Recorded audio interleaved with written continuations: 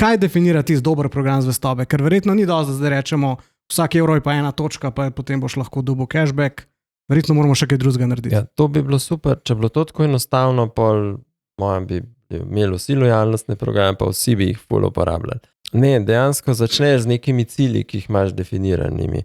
Zdaj, cilji so lahko zelo različni od industrije do industrije. Mogoče nekje želiš angažiranost uporabnikov nagrajevati o tem, da bodo delili neko tvojo zgodbo. V drugem primeru pa res želiš, da kupujejo. Tako da cilje moraš najprej zdefinirati. In ko definiraš cilje, rečeš, ok, katere so tiste aktivnosti, ki bodo uporabnika in mene kot podjetje, ki imam ta lojalnostni program, pripeljali do tega željenega cilja. Ne? Za uporabnika morajo biti to zelo taki jasni cilji, se pravi, da ni tako, imamo neke 3 različne stopne, ampak nisi čist zihar, kako lahko do tistih prideš, oziroma si zdil na tretja je tako, niti ne moram do tja prideti. In ugodnosti morajo biti temu primerno nekako za tvoj angažma oziroma za tvojo angažiranost, ko si pripaden, pač tudi temu primerno razporejene.